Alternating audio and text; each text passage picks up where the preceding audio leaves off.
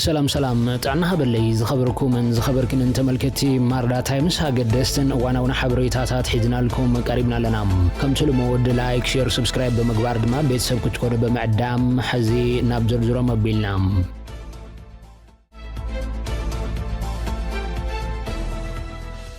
نلعل 1 مليون هطانات وفر كتابه صرا حمام المسي كم زكايد بيرو طعنا تግራይ فليطوم اب تግራይ المسي ويدما بوليو زمحالف فيروس لزترأي نابل بدا خيبصح نمكلخال عليمو كاب 18 خصاب 21 مغابيت 2018 عام تمرت نتخاتل 4 معلتات اب غطرن كتمان تግራይ وفر كتابه كم زسالط يتبيرو فليطو زلام كتابه غزيام محدار تግራይ اب زمحدرن كبابتات نزركبو لعل 1 مليون تحت 5 عام زعدميهم هطانات كم زوهاب حلافي بيرو طعنا تግራይ دكتور سمعون قبر صادق مغليصم زلام ات بيرو اتي اب 81 ورداتاتن 783 طابياتاتن زكايد وفر كتابت نمعوات حلفتي ابات صحفت طعنا متحابرتي محبراو غداين زوبان مدركت اكلاتن سلطنان مدب اورينتيشنن يستلط كم زلو يحبيروم سمويان حزبن كالو زملكتوم اكلاتن زوفرن معوات ربرب كغبريو صاوعيت اقريبو زلو تفلاماي نباخم زحرنا يو حبريتايوم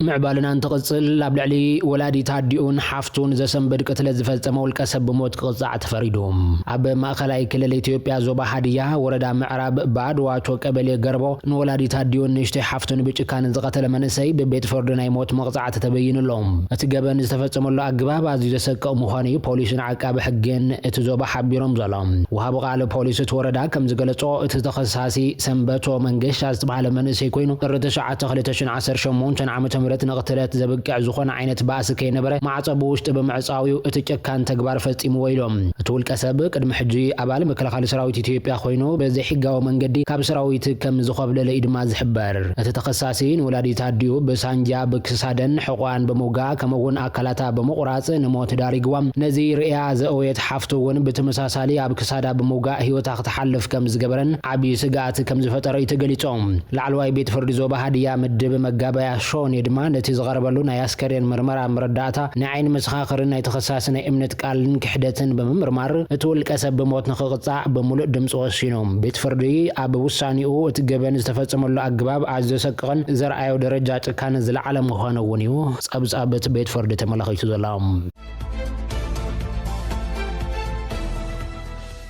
ጊዜያዊ መምሕዳር ትግራይ ኣብ ትግራይ ንዝርከቡ ዝተጸገሙ አባላት ማሕበረሰብ ናይ መግብን ካልኦት ሓለኽትናውትን ደገፍ ክገብር ንፌደራል ኮሚሽን ኣምራርሓ ሓደጋ ስጋት ጻውዒ ተቐሪቦም እቲ ኮሚሽን ብ10 መጋቢት 2018 ናብ ዝጸሓፈ ደብዳቤ ኣብ ትግራይ ኣስታት 2.3 ሚልዮን ሰባት መዓልታዊ ሓገዝ ከም ዝጠልቡን ብምጥቃስ ካብዚኦም ተመዛበልቲ ተመለስቲ ተመዛበልትን ተጠቀምቲ ሰፍትኔትን ዝርከቦም ኮይኖም ብሰንኪ ሰብ ስራሕን ተፈጥሮ ሓደጋታትን ድማ ኣብ ከቢድ ጸገም ከም ዝርከቡ እቲ ደብዳቤ ጠቒሱ ዘሎም ካብ 7 ክሳብ 900 ዝኸውን ጽጉም ካብ መሻርክታ አካላት በቦርሁ ሓገዝ ይረክብ ኳንታ ኣሎ እቲ ተረፈ አካል ማሕበረሰብ ግን ብሕጽረት ረድኤት ዝኾነ ይኹን ሓገዝ ይረክብ ከም ዘየለይቲ ኮሚሽን ኣብ ዝጸሓፈ ደብዳቤ ተመልኪቱ ዘሎም በተወሳኺ ኣብ ዞባታት ደቡብ ምብራቅን ማእኸላይን ሰሜን ምዕራብን ምምዝባለ ደው ከም ዘየበለን መደብ ሰፍትኔት ብፍላይ ድማ ኣብ ትግራይ ደው ክብል ስለ ዝተገብረን ኣዝዩ ልዑል ቁጥሪ ዘለዎ ማሕበረሰብ ኣብ ጸጋሚ ኩነታት ከም ዝርከብ ክንገልጽ ንፈቱ ድማ ይብል እቲ ደብዳቤ ወሲኹ መንግስቲ ተኸልላ ሽምባይሎን ዝተጸገሙ ወገናት ሓገዝ مقرابن سرحتنيات منجستون معايا مخفى لاب زي كالو برك بمصحو اب كبير تقم كم زلو يحبيرهم تخلل ጸገብ ቀረብ ገንዘብ ወይ ድማ ፋይናንስ ስለዘለው መሸርክታ አካላት ዘቀርቡ ሓገዝ ካብ ግዘና ብግዘና ንከይ ኸድ ከም ዘለውን ይዝሕበር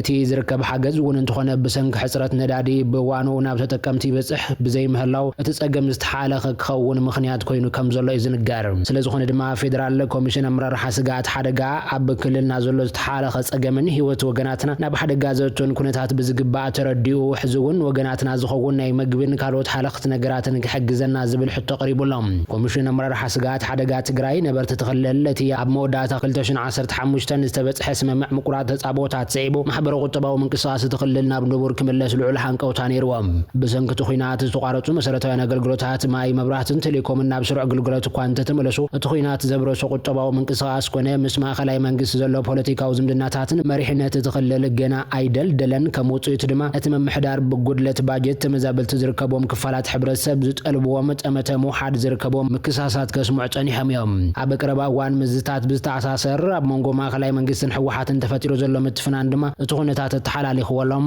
ኣብቲ ንኽልተ ዓመት ዝቐጸለ ኩናት ብፍላይ ድማ እቶም ኣብ ምዕራብ ትግራይ ካብ መረበቶም ዝተመዛበሉ ድሕረቲ ኣብ ሕዳር 2022 ዝተፈጸመ ስምምዕ ምቁራጽ ተጻቦታት እውን ኣብ ዓዶም ክምለሱ ዘይከኣሉን ሽረ ዓድዋ ዓብይ ዓዲ ዓዲግራትን መቐለን ኣብ ዘሎ ማዓስከራት ድማ ንዓመታት ኣብ ትሕቲ ሕማቕ ኩነታት ይነብሩ ከም ዘለውን ትካላት ግብረ ሰናይን ተሓለቐትን ይገልጾም ኣብ ትሕቲ ግዚያዊ ምምሕዳር ትግራይ ዝርከቡ ኤጀንሲ ንግድን ሰደድን ትግራይ እውን ብፍላይ ድማ ብሰንኪ ሕጽረት ነዳዲ ካብ ዝሓለፈ ዓመት ጀሚሩ ዘየቋርጽ ናይ ጥርዓን ደብዳቤታት ናብ ሚኒስትሪ ንግድን ቁጠባን በዓል መዚ ነዳድን ጸዓትን ከምኡውን ነቕረቢ ትካል ነዳዲ ኢትዮጵያ ክጽሕፍ ጸኒሖም ብዝሓለፉ 6 ወርሒ ጥራይ ካብ ነሐሰ ክሳብ ጥሪ 3 ግዜ ናብ ሚኒስትሪ ንግድን ቁጠባው ምትሳርን በዓል መዚ ነዳድን ጸዓትን ፌደራል ከምኡውን አቅራቢ ትካል ነዳዲ ኢትዮጵያ ደብዳቤታት ከም ጸሐፈ ካብቲ ኤጀንሲ ዝተረኸበ ሓበሬታ ይረዳም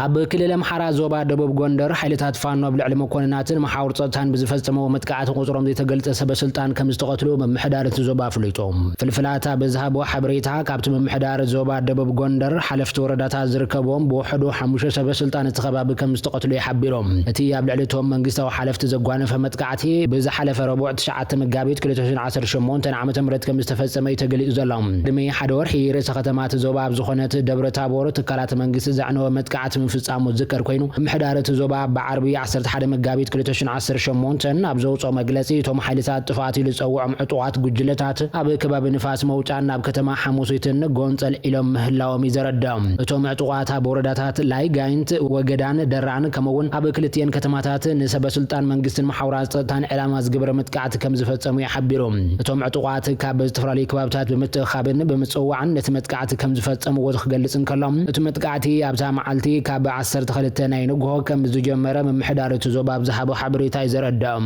ሓይልታት ምክልኻል ካብ ዝሓለፈ ወርሒ ጀሚሩ ኣብቲ ዞባ ዝርከቡ ከባቢታት ከም ዝተንቀሳቐሱ ዘዘኻኽረ ትፍልፍል ኣብኡ ዝነበሩ ሓይልታት ጸጥታ ሓይሊ በታን ኣድማ ፖሊስን ምልሻን ምዃኖም ድማ ይዝሕበር ሓይልታት ፋኖ ኣብ ወረዳታት ታች ጋይንትን ስማዳን ይንቀሳቐሱ ከም ዝነበሩን ትፍልፍል ክሕብርን ከሎም ኣብዚ እዋን እቶም ዕጡዋት ናብተን ጽንኩር ሓይሊ ጸጥታ ዘለወን ዝተባሃለ ከተማታት ንፋስ መውጫን ሓሙሲትን ይንቀሳቐሱ ከም ዘለዉ ተዛሪቦም መምሕዳር ዞባ ደቡብ ጎንደር ዘውጾ መግለጺ ጀጋኑና ንባንዳታትን ከዳዓትን ሕሊፍናይ ንህብን ህዝብና ገዲፍናዮና ብንኸዶ የለን ብምባል መሐላ ሓጺ ቴድሮስ ተቐቢሎም ድማ ይብል እቶም ሰበስልጣን ናብ ቅድመ ህዝቢ ንዝኣተዎ መጽባዕን ክብሮም ሓልዮም ሓሊፎም ክብል ዝውስኽት መግለጺ ኣብቲ ዞባ ክንደይ ኣብ ኣየናይ ብርክ ዝርከቦም መራሕቲ ከም ዝተቐትሉ ግን ይነጸረን ፍልፍልቲ ዞባ ኣብዚ ሰሙን እዚ ብዝተፈጸመ መጥቃዕቲ ብውሕዱ 5 መራሕቲ ከም ዝተቐትሉና ኣፍልጦ ከም ዘለዎን ክሕብርን ከሎም ሓላፊ ወረዳ ደራ ኣይተ ስቲበል ጓዴ ሓላፊ ቤት ጽሕፈት ውድብ ብልጽግና ወረዳ ድራን ፈንታውን ድረስ ሓላፊ ፖሊስ ወረዳን ከምኡውን ኣመሓደርቲ ወረዳ ስማዳን ከንቲባ ከተማ ሓሙሲትን ካብቶም ዝተቐትሉ ከም ዝኾኑ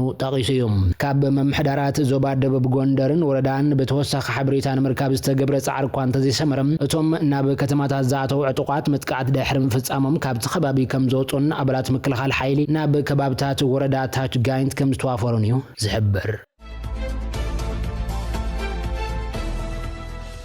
መንግስቲ ኤርትራ ኣብ 2018 ብዘይ ተሳታፍነትን መረጻና ህዝቢ ኤርትራ ምስ ሰልፊ ብልጽግና ዝፈጸሙ ናይ ተደሚርናን ሓደይናን ሰንኮፍ ውዕላት ኣብዚ እዋን ተጸሚድና ብዝብል ዝካየድ ዘሎ ወደኽ ዳግማይ ዋጋ ከየኽፍለና ንጠንቀቕ ክብሉ ገለ ደለይቲ ፍትሒ ኤርትራውያን ገሊጾም እቶም ኤርትራውያን ደለይቲ ፍትሒ ኣብ ዘውጽዎ ጽሑፍ ህዝባዊ መሰረት ዘይብሉን ሕጋዊ መስርሕ ዘይተኸተለን ጎስጓስ ጽምዶ ገደፍን ምስቲ ገለ ክፋል ሕወሓት ዝበልዎ ኣካልን ናይ ውልቃዊ ጽልእን ስልጣንካ ንምዕቃብን ዘንቀሎ ርክብ ክብልዎን ከለው እቶም ደለይቲ ፍትሒ ስዒቦም ኣብ መንጎ ጉጅለ ህግደፍን ሰልፊ ብልጽግናን ብቐጻሊ ነጋሪት ኩናትን ጽልህና ኣብ ድሰቐሉ ዘሎ እዋን ኣብ ትሕቲ ማእከላይ መንግስቲ ኢትዮጵያ እትመሓደር ትግራይ እትፍጽሞ ግዳማዊ ርክባትን ውዕላትን ኣብ ዝኸፈ ረጽሚ ዘእቱ እምበር ነባር ሰላም ከም ዘየምጽእ ስጋቶም ገሊጾም ይብል እቲ ሓበሬታ ሰልፊ ብልጽግና ዋላ እኳ ሉዓላውነት ኤርትራ ብሓይልን ምምንዛዕ ብቐጻሊ ምፍርራሕን ፍኽራን ይካየድ እኳ እንተሎም ንሃገራዊ ሕግታት ዝሕስን ዝምዝምዝን ግብረ መልሲ ምሃብ ግን ንቡር ዲፕሎማስያዊ ኣሰራርሓ ከም ዝኾነ ይንገረሎም እቲ ህግደፍ ኣብ ዝወዓሎ ዘየሓድር ፖሊስ ዝኽተል ዝብልዎቶም ደልት ፍትሒ ኣብ መፋረቕ ሓምለ 2018 ዓመት ፈረንጂ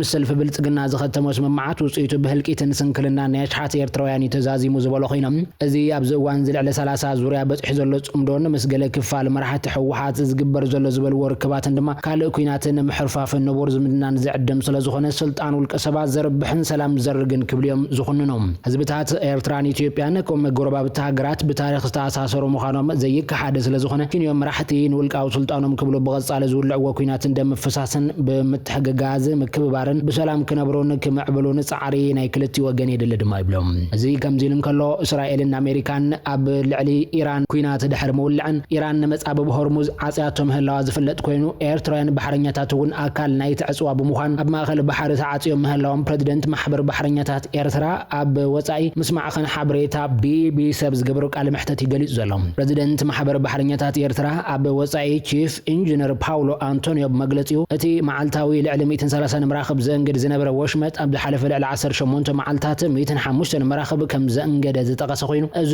ምስ ምዕጻው መጻበብ ወሽመጥ ሆርሙዝ ንብዙሓት ሃገራት ጸልዩ ምህላው ድሕሪ ምጥቃሱ ኤርትራውያን ባሕረኛታት እውን ኣካል ናይ ተሳዕብየን ብምዃን ኣብ ባሕሪ ተዓጊቶም ምህላዎም ይዝንገር ኩናት ካብ ዝተጀመረሉ መዓልቲ ክሳብ ሎሚ ኣብ ዝሓለፈ ልዕሊ 2 ሰሙናት ጥራይ ልዕሊ 2,000 መራኸብ በቲ ወሽመጥ ክሓልፋ ይግባእ ምንባሩን ብምጥቃስ ይኹን እምበር ኢራን ንምንቅስቓስ ተን መራኸብ ዝገትእ ውሳነ ብምሃባ እቲ ኩነታት ኣሸጋሪ ገይርዎ ምህላው ዝሕበር ዘሎ ድሕሪ ምዕጻው መትረ ብሆርሙዝ ዋጋ ነዳዲ ካብ $67 ናብ $100 ተጸጊዑ ምህላው ዝፍለጥ ኮይኑ ኣብ 2011 ብተመሳሳሊ ኢራን ናብ ልዕሊያ ንዝወረደ እገዳ ንምሓብ ዝወሰደቶ ስጉምቲ ምዕጻው መትረ ብሆርሙዝ እውን ነዳዲ ናብ ልዕሊ $80 ንበርሚል ከዓቢ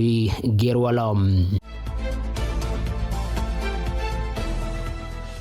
ኩናት ማእኸላይ ምብራቕ ስዒቡ ፕሬዚደንት ዶናልድ ትራምፕ መጻበብ ሆርሙዝ ቅድሚ 48 ሰዓታት ግዜ እንተዘይተኸፊቱ ኣሜሪካ ንመመንጨዊ ሓይሊ ኤሌክትሪክ ኢራን ክትድምስሰያ ክብል ተሓንዩ ኢራን ብወገና ንመመንጨዊ ሓይሊ ኤሌክትሪክ እንተዳ መጥቃዕቲ በጽሒዋ ኣብ ልዕሊ ማእኸላይ ምብራቕ ምስ ኣሜሪካ ዝተኣሳሰሩ ኩሎም ትሕቲ ቅርጺ ጸዓት ድማ ንኽትፈዲ ምዃና ተጠንቀቕ ስዑድ ዓረብን ኢሚራትን ድማ ለምንግሆ መጥቃዕቲ ሚሳይላት ከም ዝዓገታ እየን ዝገልጻ ኣብ ደቡባዊ እስራኤል ድሕሪ ዝተፈጸመ መጥቃዕቲ ኢራን እውን 167 ከም ዝቆሰሉና ኣገልግሎት ህጹጽ ረድኤት ይሓቢሩ ዘሎም ውሕዱ ሓደ ሰብ ድማ ከም ዝሞተ እዩ ትጸብጻብ ዘመላኽት ዕላማት መጥቃዕቲ ካብ ከተማ ዲሞና 13 ኪሎ ሜትር ርሕቁ ዝርከብ መሳለጥያ ኒውክለር ከም ዝኾነ ይዝንገረሎም እዚ ከምዚ ኢልን ከሎ እስራኤል ኣብ ልዕሊ ርእሲ ከተማ ኢራን ቴሄራን ሎም ለይቲ ሓደሽ ማዕበል መጥቃዕቲ ከም ዝጀመረት ዝገለጸት ኮይና በሰንኩ ድማ ኢራን ኣብ ደሴት ዲያጎ ጋርሲያ ወይ ድማ ብህንዲ ውቅያኖስ ኣብ ዝርከብ ሓበራዊ መደበር ዓባይ ብሪጣንያን ኣሜሪካን ፈተነ መጥቃዕቲ ካይዳ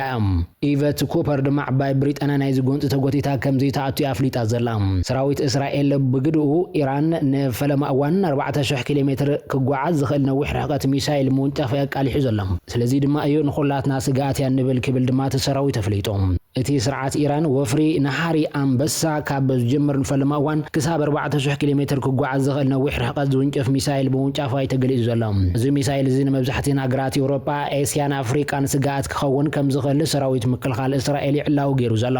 በሰነ 2025 ኣብ ዝተኻየደ ወፍሪ ነሃሪ ኣንበሳ ሰራዊት ምክልኻል እስራኤል ስርዓት ኢራን 4000 ኪሎ ሜትር ዝበጽሕ ሚሳይል ናብ መስራሕ ውጥን ከም ዘሎ ቃልዕ ነይሩ ይብል ትትካል እዚ ሓደሽ ወተሃደራዊ ዓቕሚ ኢራን ከም ለንደን ፓሪስ በርሊንን ዝዓበዩ ዓበይቲ ከተማታት ኤውሮጳ ኣብ ትሕቲ ስጋኣት ሚሳይል ኢራን ከም ዝኣተዋ ዘመልክት ምዃኑ እዩ ዘብርህ እቲ ስርዓት ክሳብ ሕጂ ልዕሊ 12 ሃገራት ዞባ መጥቃዕቲ ዝፈጸመ ኮይኑ ሕጂ ግን ንድሕነት መላእ ዓለም ዝጸሉ ዝሰፍሐ ስጋኣት ኮይኑ ቀሪቡላ ብምባል እዩ መልእኽቲ ተጠናኺርዎ ዘሎ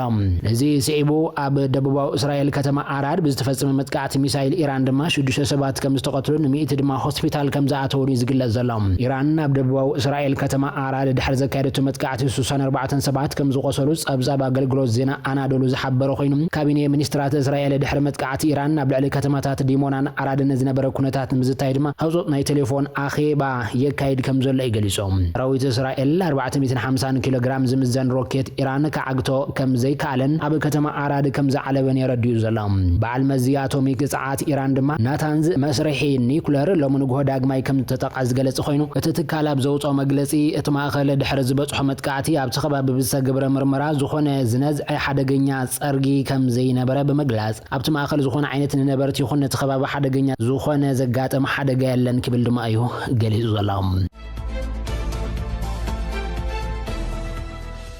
ዝኸበርኩምን ዝኸበርክን እንተመልከትና ሓበሬታታት ሰዓት በዘኸምቢትና ብዝቕጽል በሓድሽ ምዕባለታት ንራኸብ ክኸውን እዩ ንሰናይ ምክትታልኩም መስጊና ሰላም